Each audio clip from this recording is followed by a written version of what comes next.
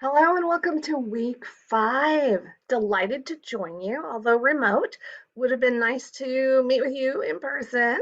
Hopefully, you can spend a little time with this and get just a little prep for this week. Today's World Heart Day. That means we should take care of our hearts. Just wanted to say that and point that out. We have just a few more things I wanted to cover. So, this week you have a values and strength assignment that's due. Please make sure that you include an intro and a conclusion on that paper, and then the clarifying points follow the rubric.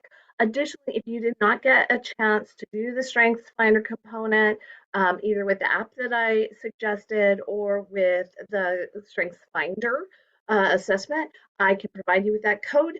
It might be later this afternoon, so you might have to crunch on that, but I'm happy to help you in providing that. So let me know. And then if you have other questions, email me and we'll see what we can do about addressing those as you get ready to evaluate how your strengths and values set you up for a good fit for professional direction. All right, so today's topic is on etiquette and how we navigate etiquette. Now, I know in the beginning of the semester we talked about, had some exploration about how to communicate. And part of what we're looking at is how do we do it with professionalism? So, what I've got for you is just a little clarification. Like, we do know that social media has captured our attention, and we also know that our smart devices really grab us, and we want to make sure that we don't hang just there when we're in professional settings. So what I have for you is, first of all, a video that I will share in a separate link so that you have a chance to hear what Susan Callender has to say about this new idea of etiquette. Now, this is not the most recent videos, but I think it still pertains. I do think that there's more things that have come out, especially since COVID. So you may have some special stuff to share with the class.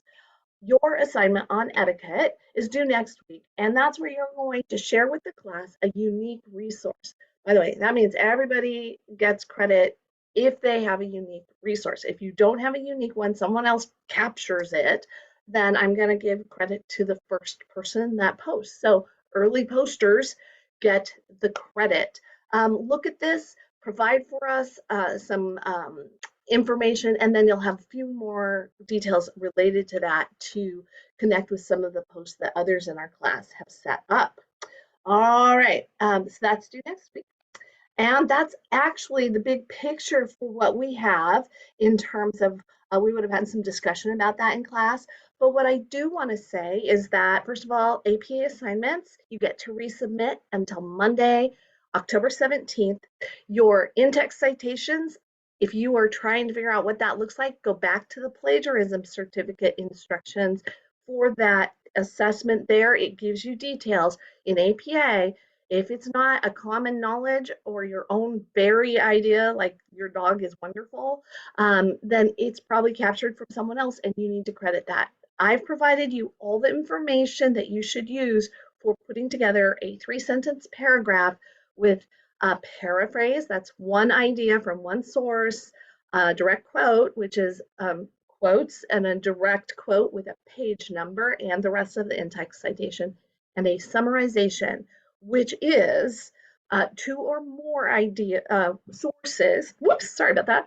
Two or more sources supporting one idea. And then you have to have all of the sources that you are pulling from within an in-text citation. So that you get to redo. I'll give you feedback up until Monday the 17th. And then the other thing is that the individual APA ethics assignment is available now. There are all 10 of the groups from the standards, giving examples and read the instructions. You get to go through and summarize briefly your learning from looking at the resources provided by those groups. If you have questions, please let me know. I will be available this afternoon by email, and then I can work with you as best we can as we move forward. And I do apologize for not being present today. Thank you for your understanding, and I look forward to seeing you next week.